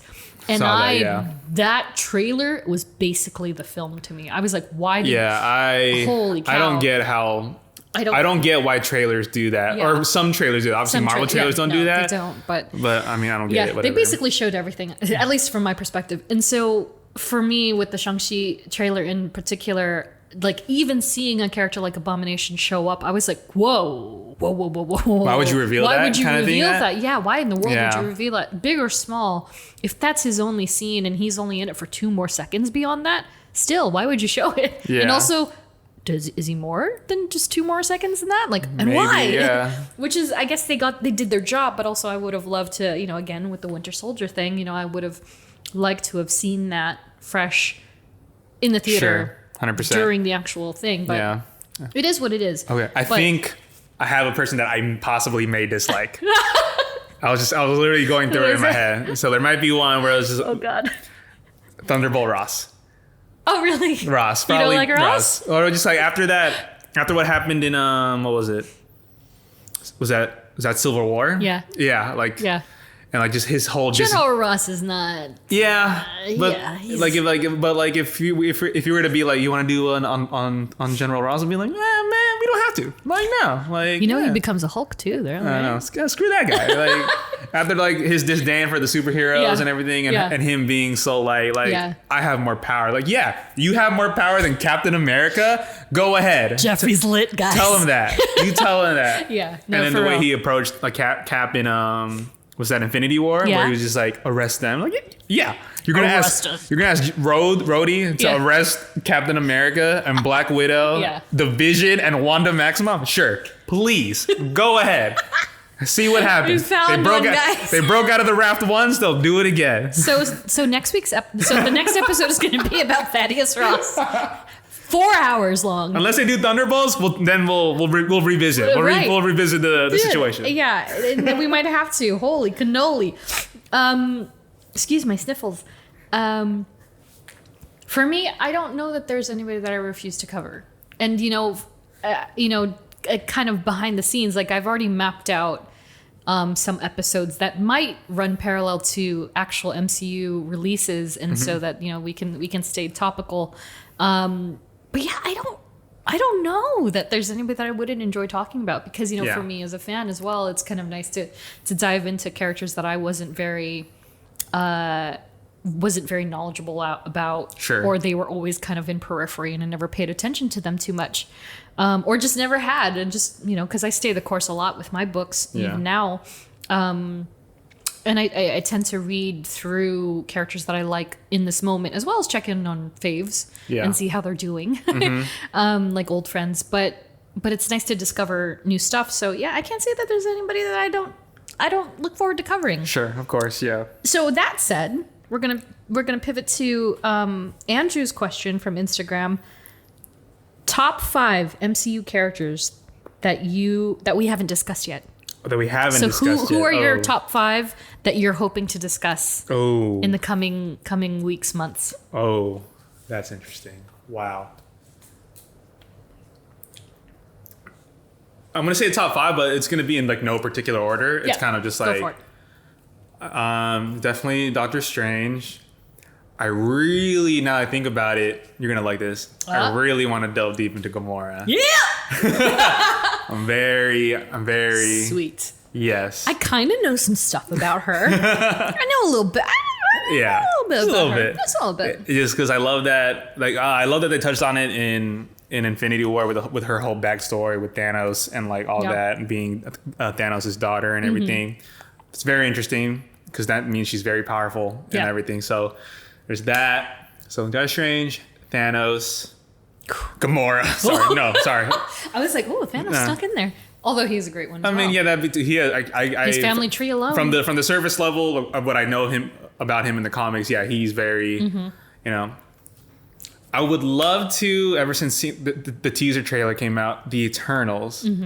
I'm just very fascinated by because now we're at a point in the MCU where everything is very cosmic. You're dealing with powers that are beyond the human kind of like connection and everything. So I'm very interested how that is, especially we're going to see in Eternals how it's portrayed on screen in the live action. So the Eternals and what their powers are, all that. So that's 3 technically. Oh my gosh. Oh my god. I don't know. Maybe. I mean, Vision's a very unique character, especially the differences between MCU and comic book in particular. Yes, and their and then especially creation. what happened in WandaVision. So you can definitely kind of trace back to that too. Because in the comic books, his creator is a very different person. Yeah. Who is also present in the MCU. So the fact that those wires never cross is very interesting. And so that'd be interesting to dive into. And then maybe throw in Scott Lang, Hank Pym, Ant-Man in there. Speaking of. Yeah, that's cool. Yeah. Oh man, me? Oh. I mean, come on. Gwen Stacy. Oh yeah. I'm ready for Gwen Stacy. But also in the same token, I can talk about her for days, so it's fine. I don't necessarily need to talk about her, but I know that people are waiting for me to talk about her because they're just so tell us why you like Gwen Stacy, because it is a difficult question. That might be just like a solo episode where we're both here, but you're just talking the whole time. And I'm just gonna be it's a life model decoy of Geoffrey. I will just do the intro and then I'll just let Dai just talk the whole time. Just go. No, but in real talk, I would love to dive into Gambit. Okay. Just because, but the thing is that again, once we go into Foxverse, it's a little squirrely and different. I didn't even think about going into that. And he's only in one film, so that's easy for you. And I think you've already seen X-Men Origins. I love it. It's the best movie to ever release. In the comic movie universe, it's the best. Yeah, I think Deadpool in that movie. He's the best Deadpool. Is the best version of Deadpool. Wade Wilson now ever doesn't compare. I've never heard of. Nope. No. I hope you guys really don't take that seriously. Please don't take that seriously. Yeah. Oh my god! It must have a 14% on Rotten Tomatoes or something. I'm surprised it's that high. Yeah, it's pretty bad. And I love Taylor Kitsch. It's not his fault. It's the director. I don't know who to blame. But he's only got one movie under his belt, and there are a couple fan films. Poor guy. I know, poor Gambit. Jeez. And the movie that almost was, that isn't anymore. Kind of, thank goodness. Yeah. With Channing Tatum, and so I think there's a lot to explore there, and also his history, and I really have a thing. I'm realizing I have a thing for some characters that kind of come in ambiguously. They're not necessarily a straight up hero. You're not sure what their intentions are. And then, or sometimes they're a double agent of sorts. Got it. And so that's kind of resonant with Mockingbird, and she's kind of got some crazy history with her too. And Gambit, the whole first 3, 4, 5 years of his comic book appearances. Yeah. Well, I don't know if we can trust the Cajun. Well, I don't know if we can trust him. It's bro, he's been here for 5 years. Come on. I think we can trust him now. He saved a whole tunnel of mutants, whatever. And they constantly question his motives, but of course he comes up in the end, and now he is Mr. Anna Marie LeBeau. Okay. aka Rogue. So I would like Gambit. I want to pick somebody that I don't know Just anything don't know at about. all. Yeah. Which I think would probably be Eternals, because I know a little bit about Thena because of her attachment to Thanos and her, spoiler alert, she's his cousin. Yeah. And so that's interesting. And also she's being portrayed by Angelina Jolie. She's the best. Who's one of my favorite actresses Yeah, I love. of all time. She's one of my favorites for sure. Oh my gosh, her and Jennifer Connelly. Hello, goodbye. Wow. Those are my Nice. two girls, and they're both in the MCU, They so are. that's wonderful. They are. I would love to see a visual representation of Jennifer Connelly aside. I wonder Karen. if she's ever gonna get the chance. I know, that'd be wonderful. Yeah. Yeah. So for people who don't realize, Paul Bettany is married to Jennifer Connelly, the wonderful actress from it's the big one. Oh my god. Is it not Dark Crystal? Labyrinth. From Labyrinth, from Yeah. Dark Water, from Requiem for a Dream. Amazing. Yeah. And she voices Peter Parker's, what would you even call it? Robotic AI. Yeah, Karen, right? She voices Karen in the films, the Tom Holland films, and so she's here. But yeah, I would love to kind of dive into the Eternals a little more. Nebula, actually. Wow. And I said this the other day because I've been reading the new novelization Gamora and Nebula by Mackenzie Lee that just came out in June, and I just reading and knowing what I know about Guardians of the Galaxy and the characters that are intertwined with it, I find Nebula. Don't tell anybody this, but I find Nebula so much more interesting than Gamora. Wow, that's a hot take. It's a hot take. I mean, but just because she's so utterly complex. And course. she's so like everything that makes Nebula is almost a direct domino effect of Gamora. That makes Almost sense. everything. Yeah. She's completely like, I don't want to say ruined her life, but she has affected her life so deeply that they're almost like you can't have one without the other. Yeah. You really can't. I love her character Yeah. arc too in the movies. Yeah. And Karen Gilliam plays her so God, well. she's so great. Yeah. And I remember when Guardians first came out in the theaters, and I was like, whoa, Nebula's so cool. I loved Nebula. Nebula was my thing. I was like, God, she's so crazy. Yeah. Yeah. But the actual like beef to her story is quite incredible. She looks a little different, and I think I'd like to explore that whole thing with her first. Oh, with her in general. Gosh, two more. Now I see your struggle. Who gets there? Yeah, man, that's a toughie. I would like to go with somebody mystical, not necessarily Stephen Strange, but Yeah. maybe another person in his circle. Her name is Clea, who Okay. I believe is in Doctor Strange 2. Okay. She's sort of like an apprentice magician sort, who comes up from the woodwork, and she becomes very prominent in his universe. Mm-hmm. And so she would be one of them, if not like Nico Minoru from Runaways. Did you ever watch Runaways? I don't think I ever did. She was the goth girl. Okay. And she had this wand, the staff that kind of enabled her to do sorcery and the like. And I wonder if there's going to be any. I mean, I'm sure they may not bring those kids back, Yeah. but they were great too. So somebody from that kind of, I would love to learn more about that.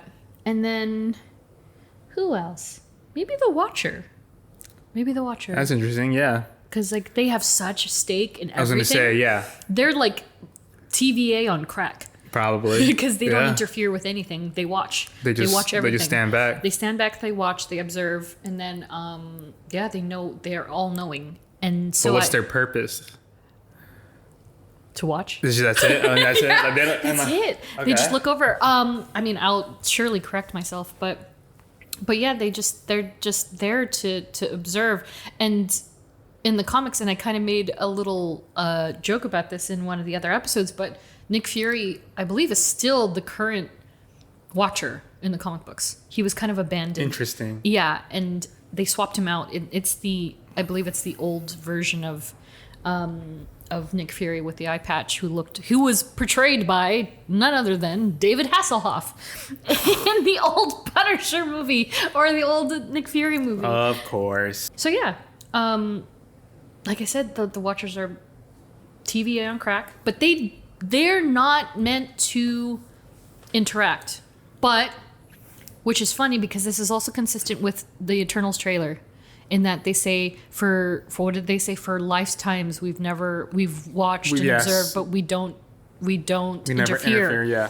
That's the same clause that the Watchers follow, which is almost the same as TVA, but TVA has the allowance to like reset the timeline, Yeah. which we've seen them do in Loki for a few times. Yeah. But the Watchers in particular, yeah, they're not meant to interfere, but they have, if need be, if absolutely need be. So I'm curious if they're gonna play a bigger part, especially with the Eternals. I wonder if coming we'll in. see any other MCU events in the Eternals. I'm Yeah. pretty sure we will, but I'm very curious to see from Yeah. their perspective. Exactly. Was that 5 for me? I think so. Yeah. The Watchers were the last. Wasn't very interesting 5, but that's because they're not like Hey. not at all like expected. If you wanted my top 5 completely like, yeah. Oh, nice. Yeah. Okay, so I guess Groot is one of them. Groot says that I should. very interesting. Yeah, Groot says I should do a Groot episode, and I think definitely I would love to do Rocket and Groot. I would love to do Gwen Stacy. I would love to do Gambit. And then 3, and I'm like done. Maybe Deadpool would be great. Oh yeah. He'd be really fun 100%. because I think he's so much more than what people think he is. And then of course, one of the street level heroes. I keep saying how much I love Hawkeye. I love Hawkeye.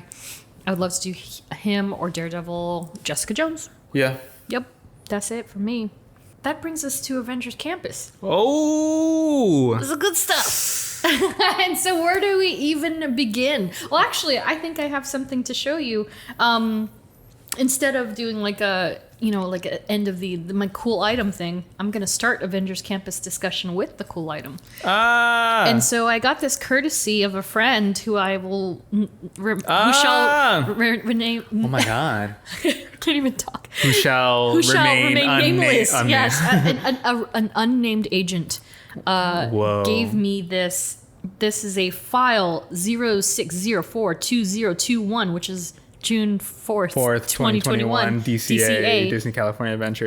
Is this And this is a top secret document Is this folder. And we open the flap. Wait, is this a cat? Okay. It's a Okay. I don't know if I'm allowed to. Okay. Okay. I'm not gonna say Yeah. those words, but Okay. it is a thing that only certain people are Yes. allowed to have. And so this itself is not. I'm holding up a Web of Spider-Man #1 issue variant with our friendly neighborhood Spidey on it. This Wow. this itself is not an exclusive, as far as I understand. You can Okay. buy this at the campus. Oh, okay, cool. I was gonna say. And you can get one too, Geoffrey. So this issue is essentially like a prequel to the ride, the story that happens in the ride, because Nice. I believe the ride takes place before Infinity War. In the very That's what I've least. heard. Yeah. I haven't been on the He ride. hasn't been on the ride. I can't get the reservation. So first things first, reservations for Web are actually very, very hard. So Godspeed to anybody who's hoping to go anytime soon. You got to read up on that whole process.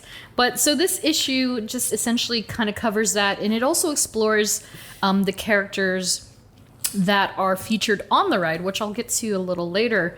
But it's pretty cool. There's a little sticker here. I live for proplicas and like tchotchkes that are rare and I know. Of course. They're my favorite thing in the world. And so it comes with a nice little ladder. I can't take pictures of it entirely, but maybe I will sneak a peek on something. Did you get one of these? Because I have a couple of these, and I can give you one. I probably should have, but I was just so invested You were in the campus. I was like, I just want to walk through with my own eyes and Yeah. see everything.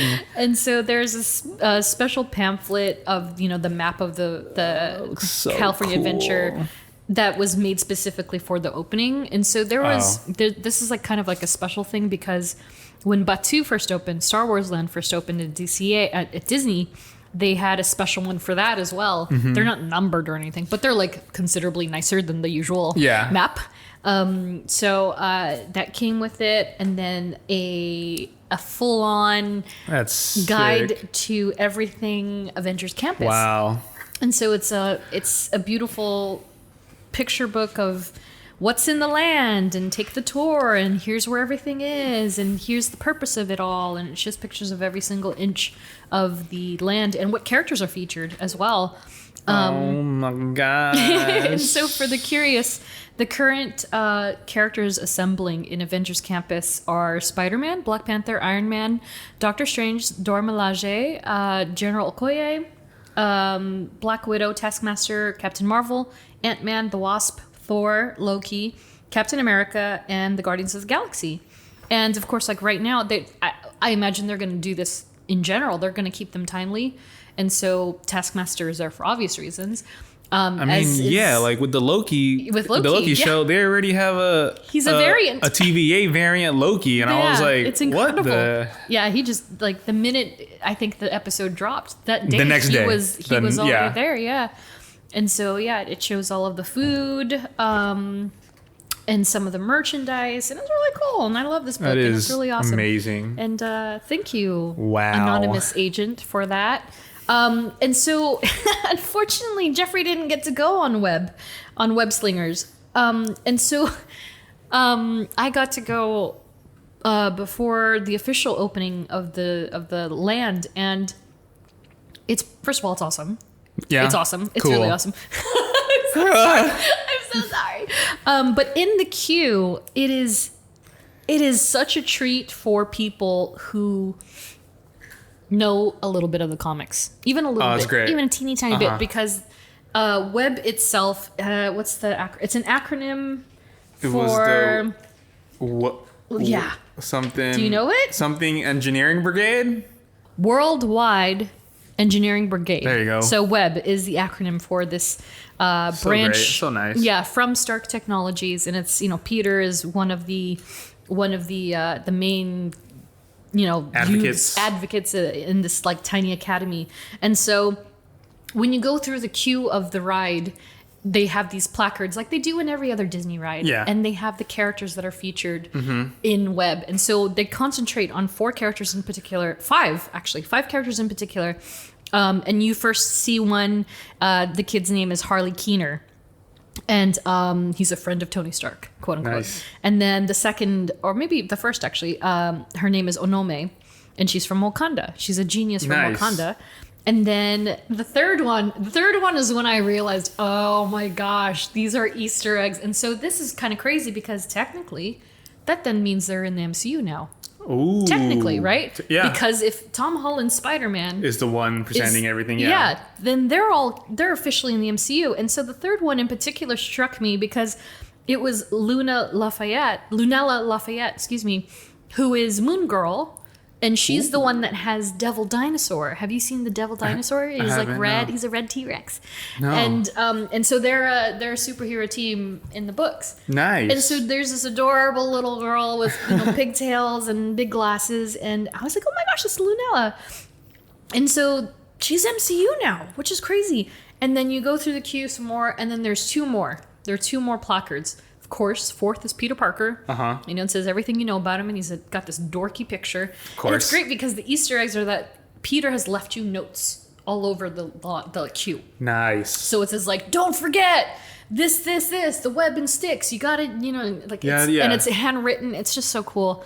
And so the fifth and final placard before you go into the ride is none other than Doreen Green, who, if you know the comic books, she's none other than the invincible Squirrel Girl. Oh my gosh. Let me just say, Squirrel Girl took down Thanos once by herself. Okay. So can we just go there? All right. And do we need to say her power is that she commands squirrels? Honestly, it's terrifying. That's terrifying. So chick. Eat your heart out, Aquaman. Exactly. And so she's also there. The people that are used for those characters, I don't know them by face at all. Whether or not that's gonna stick, who knows? No pun intended. But so she's the fifth one, and then you go into the queue, and then there's Easter eggs everywhere, from the lockers and the character names that are in these like little situated stickers, and the street art that's done by Miles Morales of all people, which is amazing. Even on the board, there's a whiteboard that has all this formula, and I had to look at it, and I wished I could have taken a picture of it at the time, but I was just there's got to be something here. I was Charlie Day memeing throughout the entire thing. I was like, what does it mean? What does it mean? What does it mean? That's all connected. And there's a pre-show. You can find. I'm sure there are tons of videos on it online now. And I'm just like, no, I don't want to. I just want to see it again. Yeah, same. I want to see it. Yeah. But again, Tom Holland is in the ride. I think it was filmed just before No Way Home or something like that. Probably, yeah. Yeah, so. they like squeezed it and they kind of pulled the James Gunn with the Guardians ride because they filmed the Guardians ride concurrent with Guardians of the Galaxy Volume 2. Yep. So they look exactly as they do in that film. Yeah. And so I think Tom looks pretty similar to from No Way Home, even though it takes place before that, because he talks about Tony Stark. He's not dead yet. So it's like, oh, it's Peter Parker before devastation. But I don't know. I mean, maybe a listener can clarify, but I feel like the Spider-Man we see in the ride, because, he obviously has a suit on in the ride, it looks different to me. It looks like a new suit. Oh. Because I do not, correct me if I'm wrong, Geoffrey, do you see the gauntlets like this in the movies? Oh, like where it's like where they're you really see the prominent? web shooter, like you. Yeah. I've never. I feel like you don't see them. I've always like felt like it's just kind of been blended in, but it's never like from inside, like the suit. But like it's never been like, oh, he's wearing like wrist guards, like he's wearing, Okay, because see, that was the first thing I noticed. I felt like the suit was more black than blue, and there's an Alex Ross piece where he painted Spidey's suit where it was like dark navy, if not black, and red. And it felt very reminiscent of that. And then the gauntlets were just the wrist guards were so prominent because of the fact. I don't know. Maybe. I mean, I wonder. I mean, we've got an also no indication of the new Spider-Man movie this year. Exactly. They are really keeping that thing under wraps. Yeah. Hard. Exactly. So I wonder. And so that ride in particular is just so cool. And, it's a workout. Pro tip, if you play it, don't extend your arms because you got to web sling your way through this ride. Literally. Oh, really? You have to use your hands. Oh, my God. And so if you've ridden the Midway Mania, Toy Story, in that ride, it's like a full immersive 3D, 4D experience where you get scents, smells, wind, all this stuff. But at the same time, you're also pulling this apparatus to it's like a shooting game, virtual shooting game. Yeah. So web sling is just very similar. In that you're in this quote unquote Wakanda metal built cabin where it holds 4 people. Nice. And you have to, it uses VR technology like you would with like a PS or an Xbox. Awesome. Where it's using a camera. Oh, that's sick. And the camera is actually above you. Very sophisticated tracking, stuff. Yeah, it's kind of crazy. And it's tracking your movements. With that, your Spidey encourages you to thwip. Nice. In true form. So you're thwipping, and most people are thwipping proper. So you're extending your forearm, you're doing the hand thingy, and you're thwipping. And so every time you do that, you're triggering the web shooters to expel. That's interesting. On the screen, and you're shooting at these tiny little apparatuses that Peter Parker's created that have gotten out of control. They're cloning themselves. They're robots that are cloning themselves. And so pro tip, don't extend your forearms, because if you do, you're out by round 2. You're out. I promise you. Oh, because it's pretty long. It's very intensive, and it's very you're flexing, you're working that bicep. I was like, this is the workout I've wanted for ages, and now I get it. But pro tip is that you'll probably be more successful if you keep it tight, keep it to your chest, and not go too crazy, and then you can just be really quick about that. And of course, they sell add-ons. You've seen these. They sell these little, the Iron Man blaster and the different wrist guards that also come in Ghost Spider color, aka Spider-Gwen, that you can buy apparently they enhance your gameplay. I don't know. Oh, interesting. Yeah. Okay. And so I ranked 3rd out of 4 in my group, which is miserable. But I think I could do better next time. So that was pretty cool. So the Web Slingers is essentially the opening of the campus, honestly. And then you pass by this giant homage to Tony Stark, which is the arc. It's like a giant arc reactor in the floor, right? On the floor, yeah. And then the Avengers Campus sign. And so beyond that, there's I don't know. Did you stop to read all the signs and stuff? All the signs? Yeah, they had this cool pillar thing in front of the store. There's the web supply store. Yeah. There were all these incredibly intricate things and phrases and sayings that were like very Avenger-y and very like Stark Industry. Oh, I took pictures of all this stuff. Okay. So Patreons, you're gonna get some cool stuff. Yeah. Di and I will gather all our photos that we have. Yeah, and so if you haven't become a Patreon yet, I mean, if you haven't joined Patreon yet, please do. I'll probably put all that stuff there. And yeah, they just had these wonderful like phrases and sayings that were very like capturing the essence of what an Avenger is. Yeah. And why the purpose of, this is there and a lot of things that were of Stark Industries, funny enough. And so, like, I don't know how much shopping you did, but you went in. Yeah, and so like speaking of Stark Industries, a big brand of the park is Stark Industries, and so that's sick. I'm holding up this sweater that I got, as an adult and a grown ass woman, I'm definitely going more toward things that are subtle, that look like real stuff. 100%, yeah.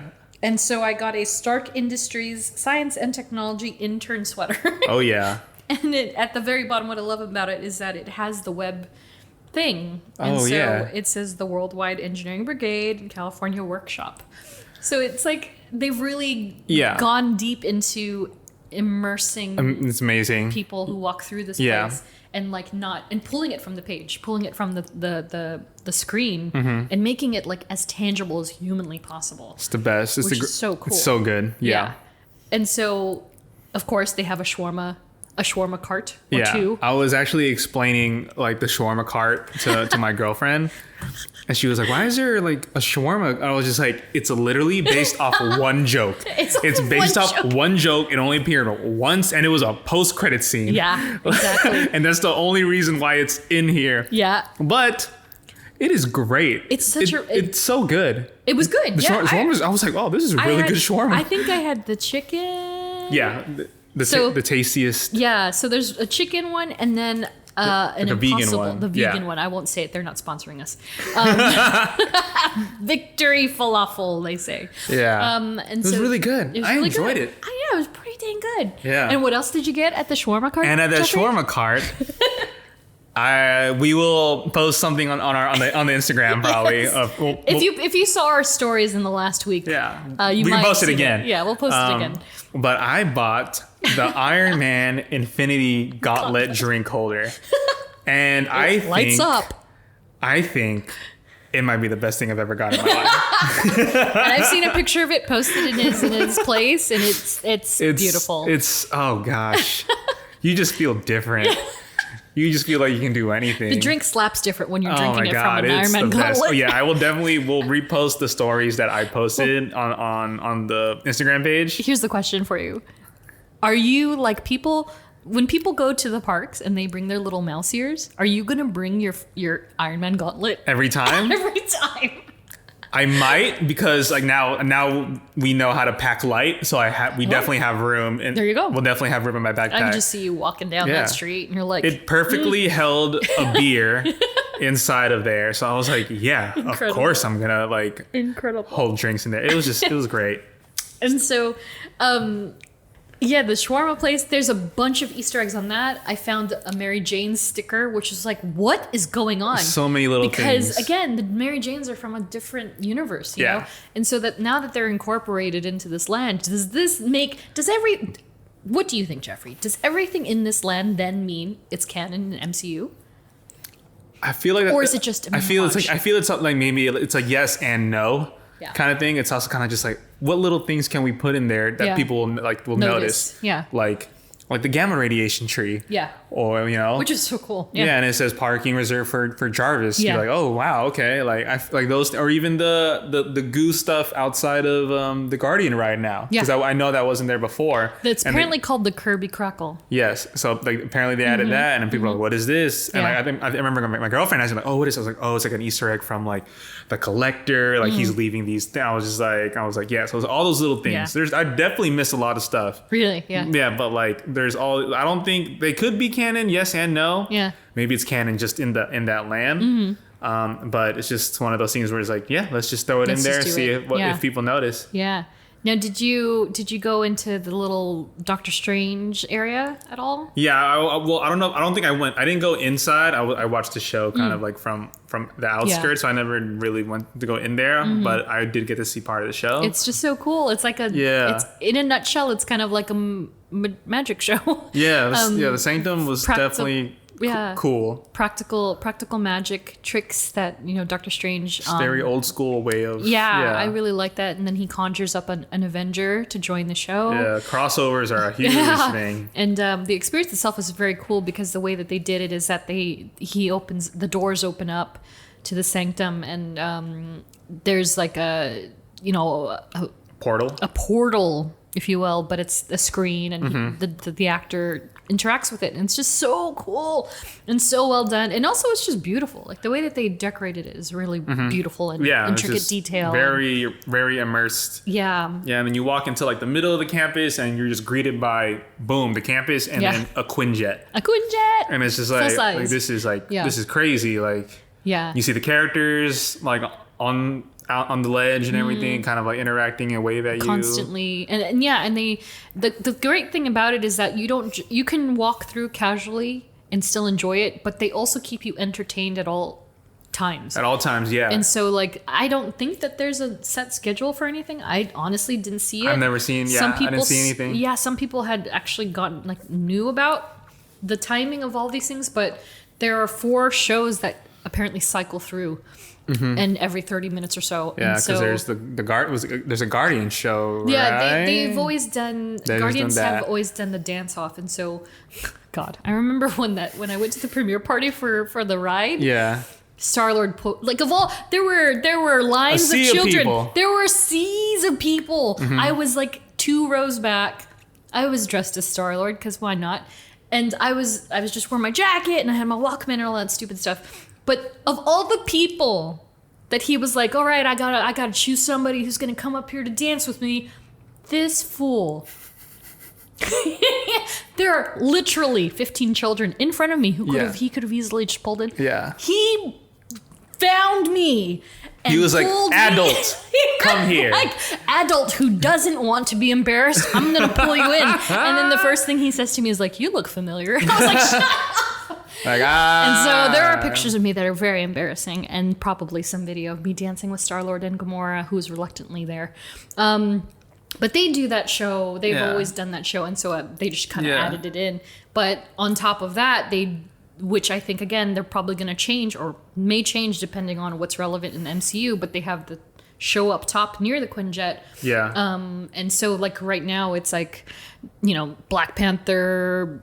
Captain America Falcon, or Captain America Steve Rogers, Black Widow, and the Taskmaster. They have it's a Taskmaster. But isn't there a fourth hero? Ant-Man? Is it Ant-Man? No. Because Ant-Man and Wasp happen at the same time. Same thing with Captain Marvel. Yeah. And Captain Marvel. Yeah, so maybe it's just the 3 of them. But they do the Taskmaster fight with Black Widow, Black Panther's in it, Cap's in it. And then I saw at one point Widow assembles the Avengers. Ooh. Yeah, and I always thought that was pretty cool. Or maybe it was Cap, but one of them assembled the Avengers, and they all came out, just the heroes. Yeah. And then it alternates between those and them just walking and scaling that building, which I hear, rumor has it that that's actually going to be a ride. Inside that building? Yes. It's not just a stationary, they have cast members in there taking their breaks. Yeah. It's actually going to be... That makes sense. Yeah. That's a huge building. It's huge. And I would be inclined to say it might be something like Rise of the Resistance. I hope so. Can you imagine? I hope so. I know. All I heard, from word of mouth from somebody I met at the park, at the campus, at random. We became friends for the day. It was nice. Oh, yeah. It's like me and a group of 5 other people just randomly became friends. But they were saying that they read somewhere that it might be something like it's an Avengers experience where you inevitably fly the Quinjet. And you're flying the Quinjet like the Millennium Falcon, for instance, and Smuggler's Run. And so it's something like that. And I was like, oh, wow, I didn't hear anything about that. But it makes sense because it's such a big part of that campus. Yeah. How could it not be something? I was going to say, I was just like... You can't go in there. You can't go in there, but there's something happening in there. Capacity. And so I imagine that they'll end up putting like the Iron Man, all of the Iron Man like statues they used to have, the models used to be. Yeah. Because they used to. Oh, you may have not seen this. Like a few years ago in Star Tours in Tomorrowland. Yeah. That big round building that they used to have, that they have all the Star Wars stuff in now, like the meet and greets and the stores and stuff. That used to be a Marvel building. And so about 5 years ago, I want to say, they had Tony Stark's entire armory in there. They had an Iron Man simulator. This is the yes. Next to Autopia. Yeah. This used to be what was it before? It was that weird Tomorrowland thing where it was all futuristic. It's like tomorrow, like a convention. I forget. It was like a convention. Okay, yeah. And so they reformatted it to be all Marvel at one point. Yes, I remember this. Yeah. Okay. And it was like, I think right after the acquisition. And so that's right. I feel like and they're you could gonna like meet Thor there and all that. Yeah, okay. I feel like they're gonna take all that stuff and they're gonna Just drop it pop it into that in. ride. Yeah, and so that thing is really cool. And again, like the Dora Milaje come out and they do an incredible like They're great. semi-stunt thing where Okoye like does the staff demonstration and she's it's so cool. And then they teach a Wakandan and Thor walks around, Loki walks around.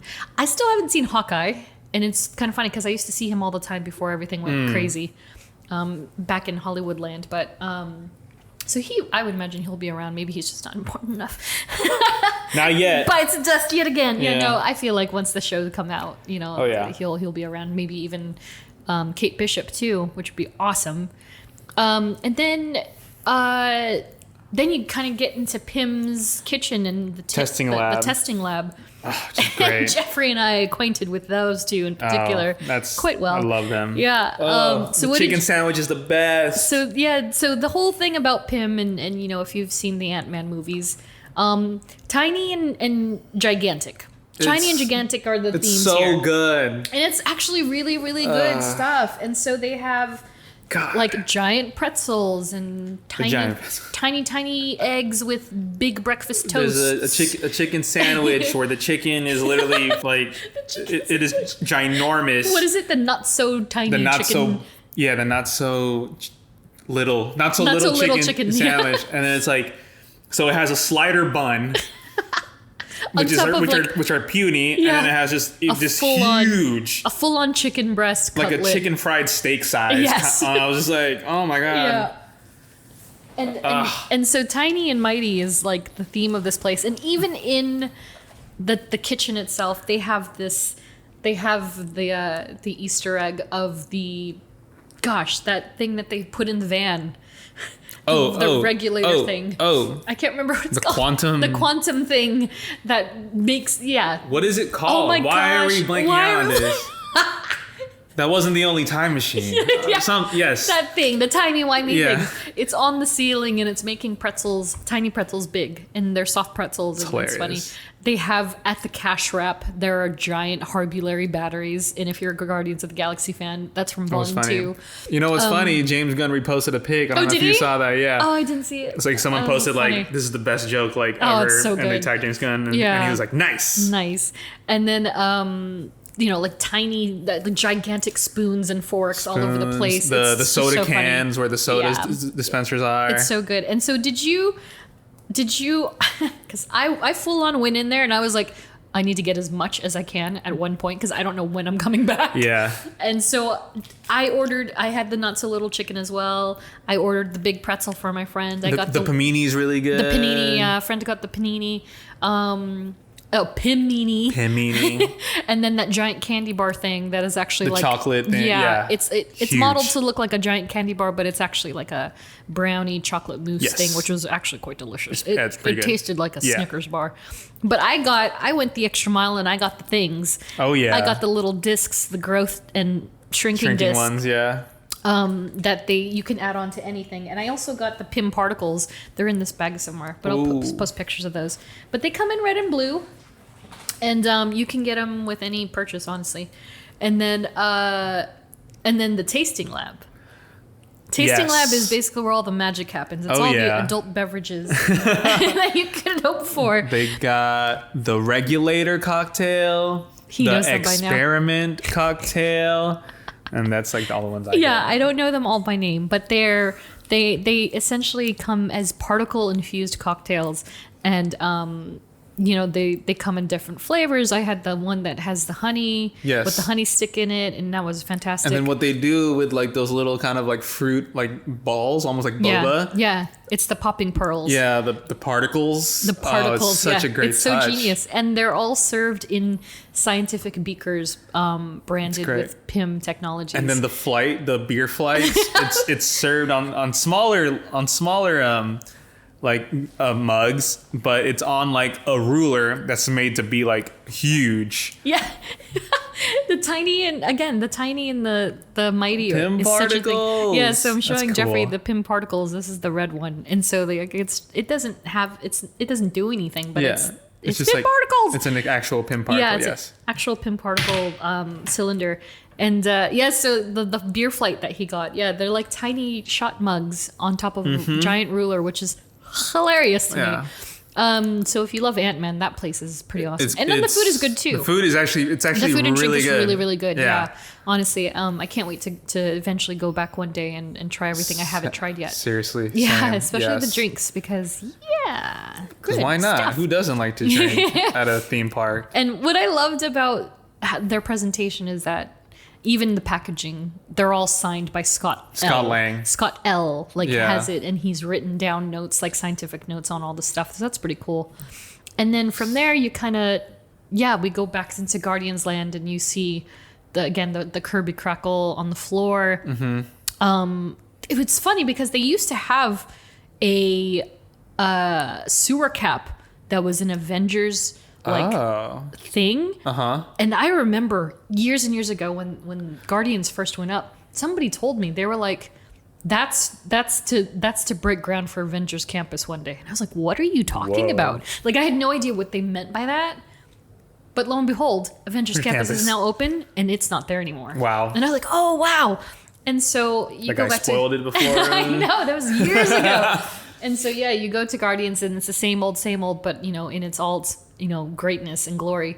And they have a new cart there, Terran Treats. Did you try anything from Terran Treats? Yeah, we tried the churro. Yeah, so it's a green churro that is like essentially a swirl, pineapple, and it's Dole Whip flavored. Ooh, yeah. Which I was alright with it. It was okay. It was all right. And then they had the cream puff, the purple cream puff. Tried that, yes. I liked that a lot. And that was I think it was like raspberry or something. Great experience. It was great, sure. right? Yeah, and that's pretty much it for Avengers Campus. It's I wish it was. small, I wish it was but more. I wish it was an entire theme park. Let's be real. It could be that whole area if they wanted to. Well, that's what I hear too. I hear that Hollywood Land might be. No disrespect to to Monsters Inc. Monsters Inc. and Hollywood Land, but if it can, hey man, turn Hyperion Theater into and still keep the theater, but at Avengers, and then you do I don't know, Avengers musicals. I don't know.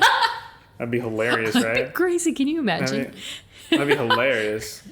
Actually, never mind. Don't do that. You know what? Spider-Man, turn off the lights, or lights after dark, turn off the dark.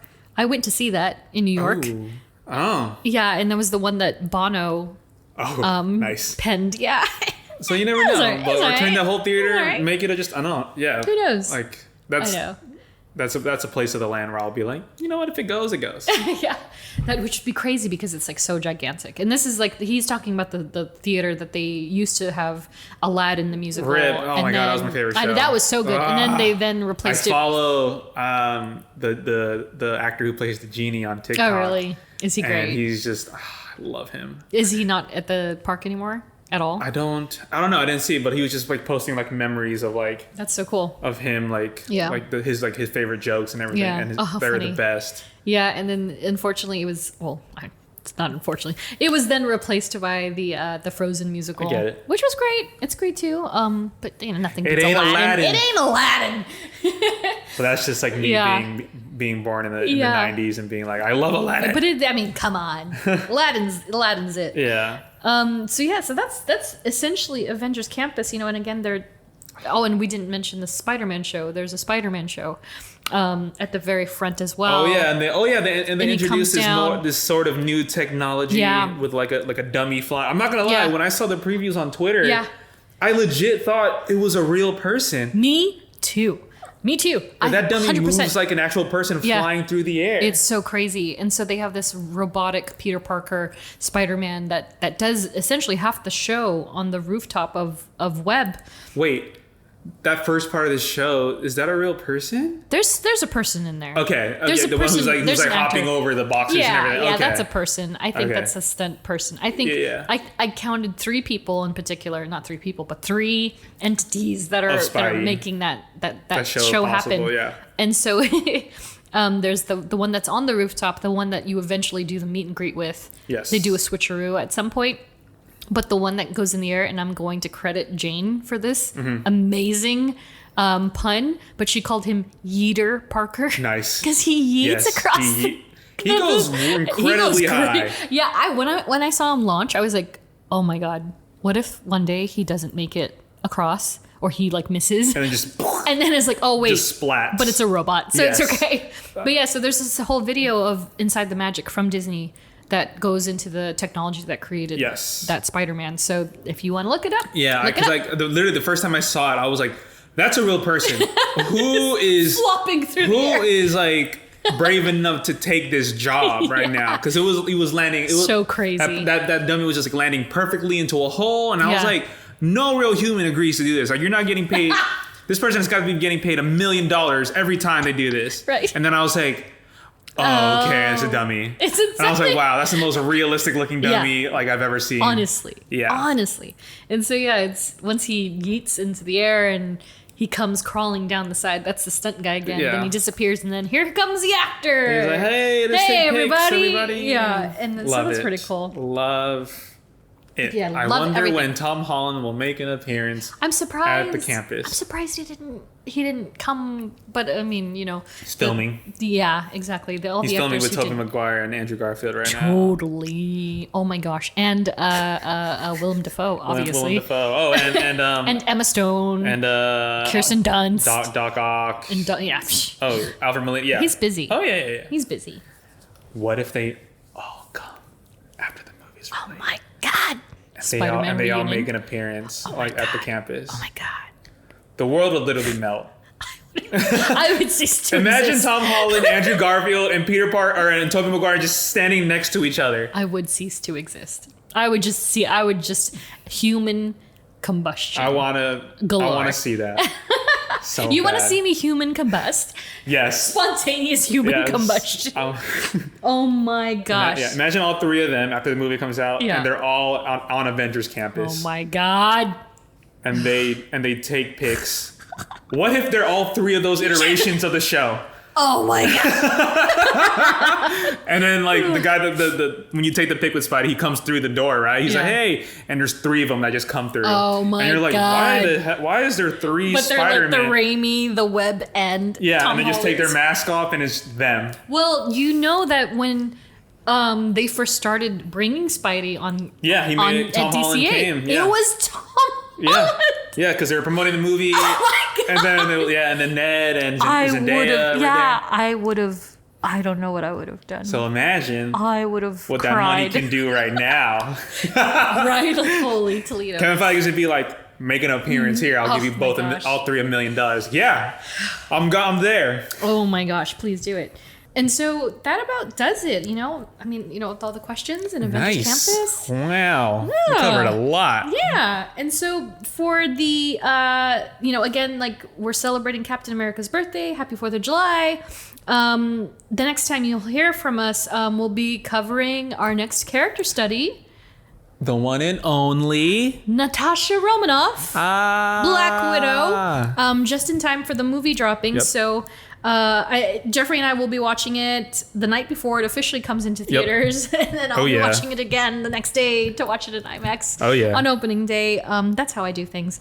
So if you have tickets, hope you like it. And so we're going to cover all things Natasha, from her origin story way back when. And then cover kind of her journey in the movie, so minor spoilers. Yeah, and then up through to the current status of what we find out in the movies, as well as her current storylines that are actually kind of crazy. But But yeah, so that'll be Natasha for episode 7. I'm excited. And as always, we love hearing from you. So hit us up on social with any questions or comments you might have. Thanks for listening. Thank you again to all of our Patreon patrons. If you aren't one yet, you want to become one, we have the link in our bio. And be sure to follow us on social at STRKCNTRST. Yep. And that's it. Once again, thank you guys so much, and we will catch you in the next one. Excelsior! Bye. Bye. All right, hey. All right, good job, guys. Let's just not come in tomorrow. Let's just take a day. You ever tried shawarma? There's a shawarma joint about 2 blocks from here. I don't know what it is, but I want to try it. We're not finished yet.